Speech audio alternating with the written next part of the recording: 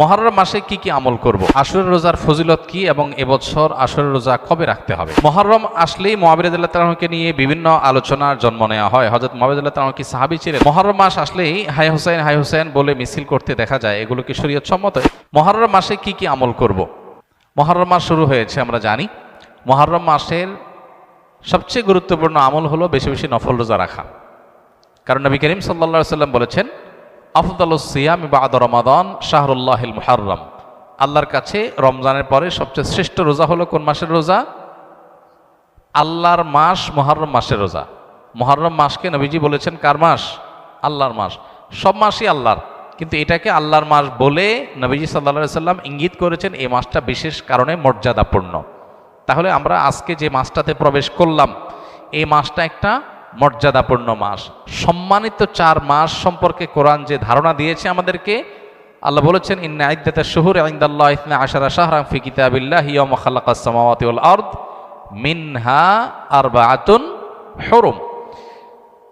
নবমণ্ডল ভূমণ্ডল সৃষ্টির দিন থেকেই বছরের গণনা হয় 12টা মাস দিয়ে। এর মধ্যে 4টা মাস হলো সম্মানিত। এই যে 4টা মাসকে আল্লাহ সম্মানিত বলেছেন, এই 4টা সম্মানিত মাসের মধ্যে একটা হলো মুহররম। বরং 4টা সম্মানিত মাসের মধ্যে সবচেয়ে বেশি সম্মানিত যেটা, সবচেয়ে শ্রেষ্ঠ মাস যেটা, সেটা হলো কোন মাস? মুহররম মাস। এজন্য মাস হিসাবে রমজানের পরে সবচেয়ে মর্যাদাপূর্ণ মাস হলো কোনটা? মুহররম মাস, যেটা আমরা ইতোমধ্যে শুরু করেছি বা যে মাসে আমরা প্রবেশ করেছি। তো এই জন্য এটাকে আল্লাহর মাস বলা হয়েছে। এই মাসে বেশি বেশি নফল রোজা রাখতে হয়। নফল রোজা নিয়ে অবশ্য আরেকটা হাদিস আছে, এর সাথে বাহ্যিক দৃষ্টিকোণ থেকে কন্ট্রাডিক্টরি মনে হয়। সেটা হলো আমাদের আয়েশা রাদিয়াল্লাহু তাআলা থেকে বর্ণিত, নবী সাল্লাল্লাহু আলাইহি সাল্লাম এর ব্যাপারে তিনি বলেছেন, মা রাআইতু রাসূলুল্লাহ সাল্লাল্লাহু আলাইহি সাল্লাম ইস্তাকমালা সিয়ামা শাহরিন কাত্তু ইল্লা ফি রমাদান ওয়া মা রাআইতুহু আকসারা সিয়ামা মিনহু ফি শাবান। অর্থাৎ আমাদের আয়েশা বলেছেন রাদিয়াল্লাহু তাআলা আনহা, যে আমি নবী করিম সাল্লাল্লাহু আলাইহি সাল্লামকে পুরো মাস রোজা কমপ্লিট করতে দেখছি এক মাসে, শুধু ছিল রমজান মাস, যে পুরো 30 দিন রোজা রাখছেন। এটা শুধু দেখেছি কোথায়? রমজান মাস। আর রমজান মাস ছাড়া সবচেয়ে বেশি, মাসের বেশিরভাগ দিন রোজা রাখছেন দেখছি যে মাসে, সেটা হলো শাবান। তাহলে এই হাদিস থেকে বোঝা গেল শাবানে বেশি রোজা রাখতে হবে। আবার আমরা একটু আগে হাদিস শুনলাম, রমজানের পরে সবচেয়ে শ্রেষ্ঠ রোজা রাখার মাস হলো মুহররম মাস। নফল রোজার শ্রেষ্ঠ মাস মুহররম মাস, হাদিস থেকে বোঝা যায়। তাহলে রাসূল সাল্লাল্লাহু আলাইহি ওয়াসাল্লামের আমল একরকম, হাদিস আরেক রকম। এর সমন্বয়টা কোন জায়গায়, কিভাবে? উত্তর হলো যে মূলত মুহররম মাস এটা নফল রোজার জন্য সবচেয়ে সেরা মাস। এরপরে শাবানের মর্যাদা। নবী সাল্লাল্লাহু আলাইহি ওয়াসাল্লাম হাদিসটা বলেছেন, কিন্তু এটা আমল করার সুযোগ তিনি পান নাই। আল্লাহ তাকে দুনিয়া থেকে নিয়ে গেছেন। শাবান মাসেরটা আমলের সুযোগ তিনি পেয়েছেন। তাহলে নফল রোজার জন্য সবচেয়ে আদর্শ মাস এটা, সেই হিসাবে বেশি বেশি এই মাসে নফল রোজা রাখা দরকার। আল্লাহ যাদের তৌফিক দিয়েছে, মুহররম মাস উপলক্ষে আমরা 2-4টা হলো রোজা রাখা দরকার। এখানে আমরা যারা আছি, বেশিরভাগ মানুষই হয়তো এমন, মুহররম মাসে আশুরা রোজা রাখা ছাড়া আর অতিরিক্ত রোজা হয়তো যারা সোম বৃহস্পতিবার রাখছেন, আইয়াম বীজ রাখেন, এটা হয়তো রাখছেন, মুহররম মাস হিসাবে রোজা রাখার সুযোগ বেশিরভাগ মানুষের হয়নি। তো এই হাদিসের উপর আমল করার জন্য হলেও আমরা মুহররম মাস উপলক্ষে 1-2টা রোজা রাখবো ইনশাআল্লাহ। এক। দ্বিতীয়ত, মুহররম মাসটা সম্মানিত 4 মাসের একটা। সম্মানিত 4 মাসের বিধিনিষেধগুলো এখানে চলে আসবে। সম্মানিত 4 মাসে যুদ্ধ বিগ্রহ করা নিষেধের সম্পর্কে আয়াত আছে, যদি অনেক আলেমদের মতে এটা মানসুখ হয়েছে। আবার সম্মানিত মাস হিসাবে আল্লাহ তাআলা বলেছেন, ফালা তাজলিমু ফিহিন্না আনফুসাকুম, এই মাসগুলোতে তোমরা নিজেদের প্রতি অবিচার করো না। পাপাচার থেকে বাঁচার জন্য এটা বিশেষভাবে যত্নশীল হতে হবে। ইবাদত বন্দেগী রুটিন কাজগুলো বিশেষ আন্তরিকতার সাথে করতে হবে। এটা হলো মুহররম মাসের করণীয়। এছাড়া মুহররম মাসের মধ্যে আশুরার দিনটা আছে, সেই উপলক্ষে বিশেষ করণীয় আছে আশুরা রোজা রাখা। আশুরা রোজা রাখা এবং আল্লাহ তাআলা শুকর আদায় করা মুসা আলাইহিস সালামের বিজয়ের কারণে 2টা রোজা রাখা সুন্নাত আশুরাকে কেন্দ্র করে। এ হলো মুহররম মাসের করণীয়। এর বাইরে মুহররম মাসকে কেন্দ্র করে অনেক করণীয় আমাদের সমাজে আছে, যেগুলো একটাও কোরআন বা হাদিস দ্বারা প্রমাণিত নয়। আশুরা রোজার ফজিলত কি এবং এবছর আশুরা রোজা কবে রাখতে হবে? আশুরা রোজার ফজিলত সম্পর্কে আমরা সবাই কম বেশি জানি।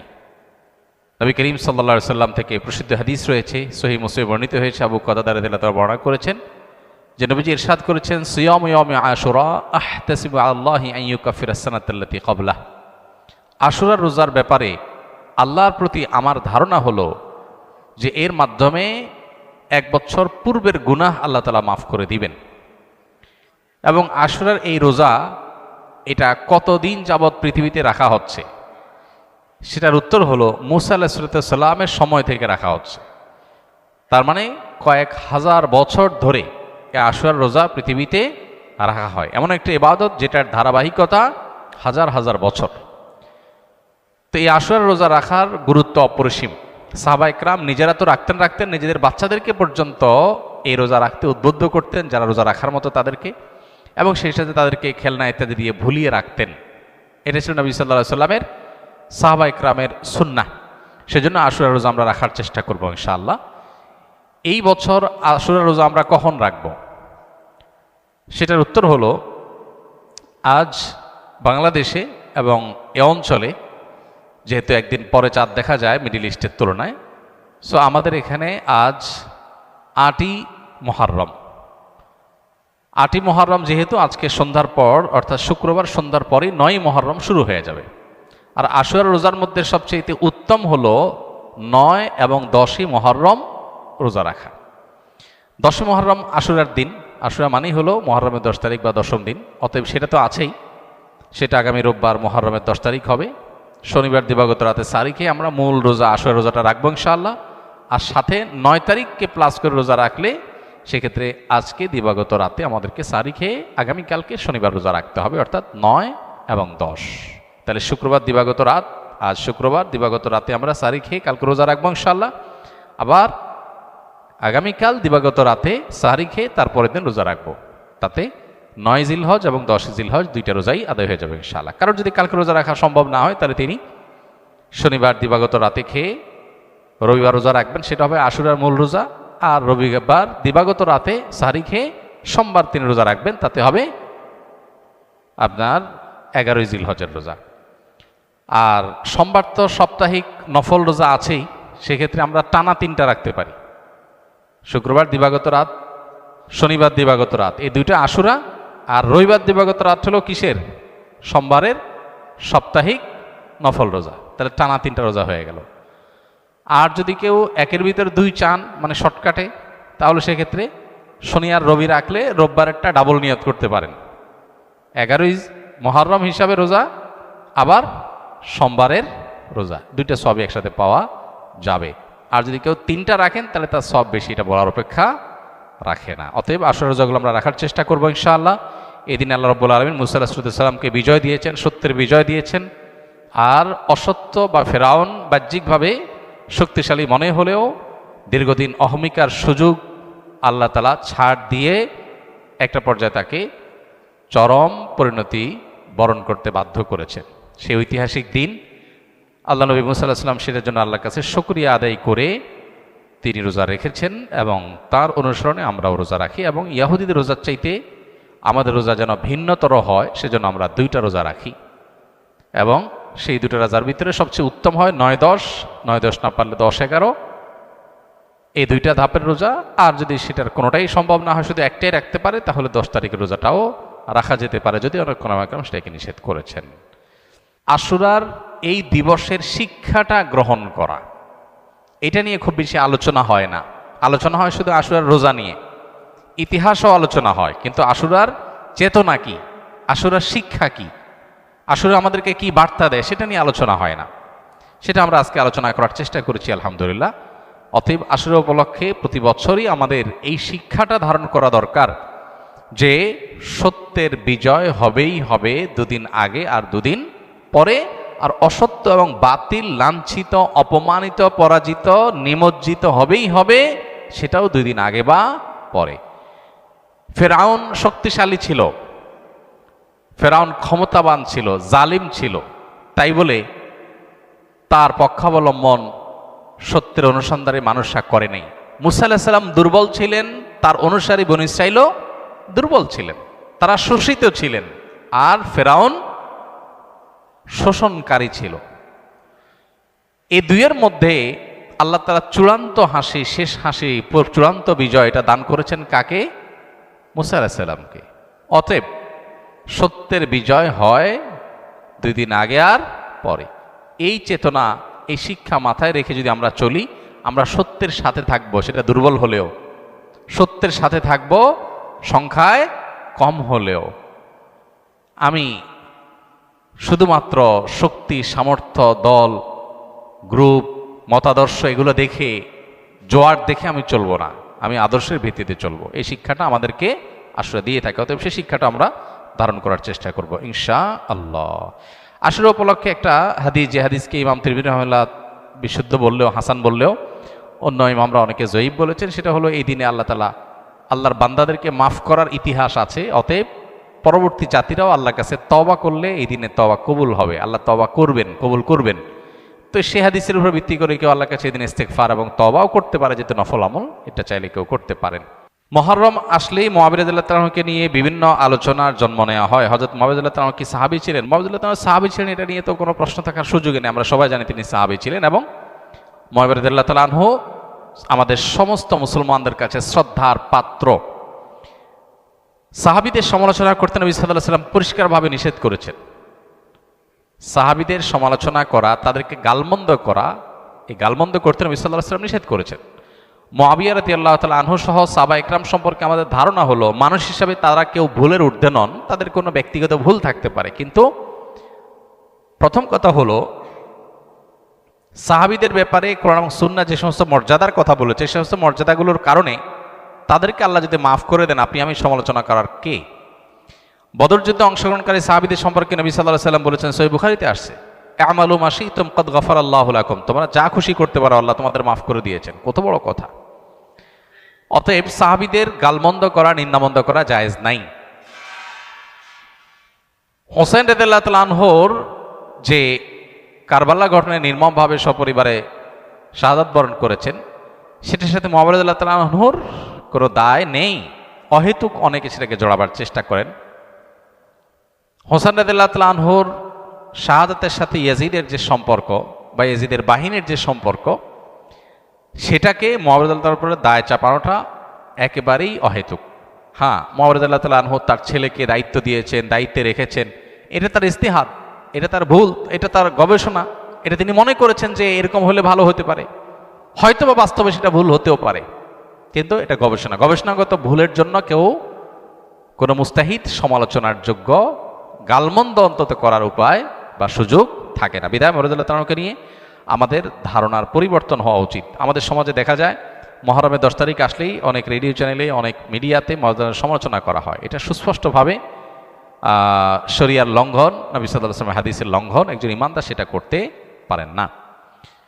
পুত্রের কোনো কর্মকাণ্ডের জন্য গণহারে বাবাকে দায়ী করা, এটা একেবারেই অনুচিত কাজ। মুহররম মাস আসলেই হাই হুসাইন, হাই হুসাইন বলে মিছিল করতে দেখা যায়, এগুলো কি শরীয়ত সম্মত? এগুলো সুস্পষ্ট বিদআত। মুহররম মাসের সাথে এই হাই হুসাইন, হাই হুসাইন করার কোনো সম্পর্ক নাই। তাছাড়া হোসেন রাদিয়াল্লাহু তাআলা আনহুর মৃত্যুতে আমরা প্রত্যেকটা মানুষ ব্যথিত এবং তার হত্যাকারীদেরকে আমরা ঘৃণা করি, কিন্তু এবং তাদের নির্মম শাস্তি আল্লাহর কাছ থেকে আমরা আশা করি, দোয়া করি। কিন্তু সেই সাথে তাকে ঘিরে সারা বছর জুড়ে বা যুগ যুগ ধরে এই শোক পালন করা, শতাব্দীকে শতাব্দী পর শোক পালন করা, এটা শরিয়ার কোনো বিধান নয়। শরিয়ার বিধান হলো লা ইহদাদা ফাওকা সালাসাতি আইয়াম, 3 দিনে বেশি কোনো শোক পালন করা চলবে না। বিধায় আমরা তার শোকে মুহ্যমান, তার ব্যথায় ব্যথিত, কিন্তু এর মানে এই না যে আমরা এটা বছর বছর পালন করে যাব। ইহুদি খ্রিস্টানদের অনুকরণ, তারা যেরকম প্রত্যেক বছর বছর দিবস পালন করার অংশ হিসেবে এগুলো করে থাকে, এটা ইসলামের কালচার না, মুসলমানদের কর্মকাণ্ড নয়। নবী সাল্লাল্লাহু আলাইহি ওয়াসাল্লাম ওয়াফাতের পরও এরকম বছর বছর কোনো শোক পালন সাহাবীরা কেউ করেননি। বর্তমানে আহলে কোরআন আমাদেরকে বলে যে হাদিস মানার দরকার নাই। আমার বন্ধু ফিতনায় জড়িত, যদি কিছু বলতেন, আহলে কোরআন যাদের নিজেদেরকে বলে, এরা মূলত মুনকিরে হাদিস, মানে হাদিস অস্বীকারী। যদি কেউ হাদিসকে টোটালি অস্বীকার করে, সে মুসলমান থাকে না। আমাদের সমাজে এই টাইপের মানুষ এখন ভরে গেছে। অনেক লোক আছে, তারা কোরআনের কিছু আয়াতের অংশ বিশেষ এনে সাধারণ মানুষকে বিভ্রান্ত করে। তারা যে সমস্ত আয়াতগুলো সবচেয়ে বেশি কোট করে, এর ভিতরে একটা আয়াত হলো ফাবি আইয়ি হাদিসিন বাদাহু ইউমিনুন, এই কোরআনের পরে আবার কোন হাদিসের প্রতি ঈমান আনতে হবে। এখানে হাদিস বলতে রাসূলের হাদিসকে তারা বোঝায়, অথচ এখানে এই আয়াতের প্রেক্ষাপট, আগপাস কোনো কিছু দেখা দেখি নাই তাদের। এখানে মূলত কি বোঝানো হয়েছে, কোরআন বাদে অন্য যে সমস্ত বিষয়গুলোকে, যে সমস্ত কথা এবং পুঁথি, যে সমস্ত পুস্তক, গল্প, যে সমস্ত সহিফা, যে সমস্ত কথা লেখনী, এগুলোকে মক্কার মুশরিকরা বা কাফেররা যেগুলোকে বিশ্বাস করত সেগুলোকে ইঙ্গিত করা হয়েছে যে কোরআন বাদ দিয়ে আর কোনটার প্রতি ঈমান আনবে। সেখানে তারা এখানে কোরআনের বিপরীতে হাদিস বলতে এখানে একেবারে হাদিস শব্দ বলতে ওই হাদিসের রাসূলকে তারা বোঝাচ্ছে। অথচ হাদিসটা এখানে মক্কার মানুষের মধ্যে বহু ধরনের হাদিসের প্রচলন ছিল। হাদিস বলতে এই রাসূল আকরাম সাল্লাল্লাহু আলাইহি ওয়াসাল্লামের হাদিস না, পূর্বের যুগের বিভিন্ন সহিবা, বিভিন্ন জায়গা থেকে পাওয়া গল্প, এগুলোর বই, পুস্তিকা, লেখনী এগুলো তারা পাঠ করতো কোরআনের বিপরীতে, সেইটাকে ইন্ডিকেট করা হয়েছে বা সেই জাতীয় বিষয়গুলোকে ইঙ্গিত করা। অথচ সেটা বাদ দিয়ে এখানে হাদিসকে ইঙ্গিত করা হচ্ছে। এটা 2 মিনিট 1 মিনিটে বক্তব্যের বিষয় না, এটা নিয়ে আমাদের 1 ঘন্টার উপরে বক্তব্য আছে। এটা নিয়ে বহু বই লেখা হয়েছে। আল্লামা তাকি উসমানী হাফিজাহুল্লাহর একটা বই আছে হাদিসের প্রামাণ্যতা, এটার উপরে বাংলাদেশের আলেমদের মধ্যে অনেক আলেমদের এই ব্যাপারে বই আছে, অনেক বই আছে হাদিসের প্রামাণ্যতা কেন লাগবে, অপরিহার্য কেন, এটা নিয়ে। ওলামায়ে আহলে হাদিসের মধ্যে, আহলে হাদিস উলামাদের মধ্যে আমাদের ডক্টর আসাদুল্লাহ গালিব সাহেবের ছেলের একটা বই আছে, আব্দুল রাজ্জাকের একটা বই আছে, মাওলানা তাকি উসমানী সাহেব হাফিজাহুল্লাহর একটা বই আছে, আরও অনেক ওলামায়ে কেরামের বই আছে। এই বইগুলো এক একটা মুক্তানা মাশাআল্লাহ তুষ্ট হওয়ার মতো। এই বইগুলো পড়লে পরিপূর্ণ বিষয়টা ক্লিয়ার হবে। আমাদের 1 ঘন্টার উপর একটা বক্তব্য আছে, সেখানে আমরা 20-30টা কোরআনের আয়াত এনে হাদিসের প্রামাণ্যতা এটা প্রমাণ করার চেষ্টা করেছি। হাদিস বাদ দিয়ে যদি কেউ শুধু কোরআন দিয়ে ইসলাম মানতে চায় তাহলে সে বিভ্রান্ত হতে বাধ্য। কারণ কোরআন হলো শুধুই পাইকারি কথা বলা হয়েছে, সেখানে প্রতিটা কথার ব্যাখ্যা বিস্তারিত সবগুলো বিষয়ে আল্লাহ তাআলা উল্লেখ করেন নাই। ওই ব্যাখ্যা দেওয়ার জন্য আল্লাহ তাআলা রাসূলকে পাঠিয়েছেন। আল্লাহ বলেছেন যে হে রাসূল, আপনার প্রতি আমি কোরআন নাজিল করেছি কেন? লিতুবাইয়িনা লিন-নাসি মা নুজিলা ইলাইহিম, যাতে করে আপনার প্রতি যা নাজিল হয়েছে, আপনার কাছে যা নাজিল হয়েছে এগুলো লিতুবাইয়িনা লিন-নাস, যেন মানুষকে এগুলোর ব্যাখ্যা আপনি করে দেন। এই ব্যাখ্যাটাই হলো হাদিস। এখন কেউ যদি বলে কোরআন নিলাম ব্যাখ্যা নিলাম না, হাদিস নিলাম না, তাহলে সে কোরআনেরই এক অংশ নিল আরেক অংশ নিল। আল্লাহই বলছেন যে আমি নাজিল করেছি আপনার কাছে। কেন? ডাইরেক্ট দিতে পারতাম তো, জিবরাইলে দিয়া কোরআন পাঠাই দিতে পারতাম। আপনার কাছে কেন নাজিল করলাম? যাতে করে লিতুবাইয়িনা লিন-নাসি মা নুজিলা ইলাইহিম, যাতে আপনি ব্যাখ্যা করে দিতে পারেন। তার এই ব্যাখ্যাটাই হলো কি? হাদিস। অতএব কে এক অংশ মানলো আরেক অংশ মানলো না, মানে সে কোরআনকে কি করলো? অস্বীকার করলো। এটা অনেক বড় একটা ফিতনার বিষয়। আমাদের অনেক জেনারেল শিক্ষিত ভাইয়েরা এই ফিতনায় পতিত হচ্ছে, বিশেষ করে যারা নফসের পূজারী, যারা আত্মপূজারী, এই মানুষগুলো বিভ্রান্ত হচ্ছে। কারণ কোরআন মানলে হাদিস অস্বীকার করলে একটু ফাঁকি ঝুঁকি দেওয়াটা সহজ হয়। কোরআন তো পাইকারি, সেখানে দেখা গেছে যে অনেক হারামের বিশদ বিবরণ নাই।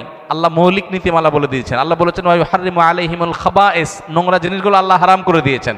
এখন একজন মানুষ বলতেছে আমার কাছে সাপ কেঁচো এগুলো তো নোংরা মনে হচ্ছে না, ভালোই লাগতেছে, আমি খাই, তো সে এটা হালাল বানায় ফেললো। হাদিস যখন মানে তখন এগুলোর ব্যাখ্যা ডিটেইল হাদিসে পাওয়া যায়। অনেকেই আছে যে হারাম কাজ করার জন্য এটাকে একটা শর্টকাট রাস্তা বের করেছে। অনেক নাস্তিকদের একান্ত ঘরোয়া আলাপ নানাভাবে আল্লাহর কুদরতে আমাদের সামনে চলে আসছে, তাদের অসতর্কতা বশত বা যেভাবেই হোক সেগুলো আমাদের কাছে চলে আসছে। সেগুলোতে পরিষ্কারভাবে দেখা যায় যে নাস্তিকদের প্ল্যান হলো বা ইসলাম শত্রুদের প্ল্যান হলো যে ইসলামকে সরাসরি ধ্বংস করার তাদের যে প্ল্যান আছে, সেটার পাশাপাশি প্ল্যান বির অংশ হিসাবে মুসলমানদের মধ্যে এই জাতীয় শয়তানিগুলোকে বিভিন্নভাবে প্যাট্রোনাইজ করে টিকিয়ে রাখা, বিভ্রান্ত করা মুসলমানদের মধ্যে। এটা একটা বড় ফিতনা, যেটা অমুসলিম বা ইসলাম বিদ্বেষীরা, ইসলামের শত্রুরা তারা প্যাট্রোনাইজ করে ফান্ড দিয়ে তারা এটাকে টিকিয়ে রাখে। অর্থাৎ হাদিস দরকার কি? কোরআনই তো যথেষ্ট। মূলত হাদিস কোরআন কোত্থেকে পাইছি আমরা? কোরআন নবী সাল্লাল্লাহু আলাইহি সাল্লাম থেকে, সাহাবা একরাম থেকে যে পাইপলাইন দিয়ে বা যে রুট দিয়ে কোরআন আসছে, হাদিস একই রুট দিয়ে আসছে। আপনি একটাকে অস্বীকার করলে কয়দিন পর আরেকটা অস্বীকার করা লাগবে। হাদিস সংরক্ষণের ইতিহাস সম্পর্কে যারা জানে না তারা এটা নিয়ে সন্দেহ করতে পারে। সংরক্ষণের ইতিহাস জানলে হাদিস, বিশুদ্ধ হাদিস গ্রহণ করার ক্ষেত্রে কারোর ন্যূনতম সন্দেহ আসার সুযোগ থাকবে না। মূলত এই রাস্তাটা খোলা হয়েছে হাদিস একসময় কোরআনকে অস্বীকার করার জন্য।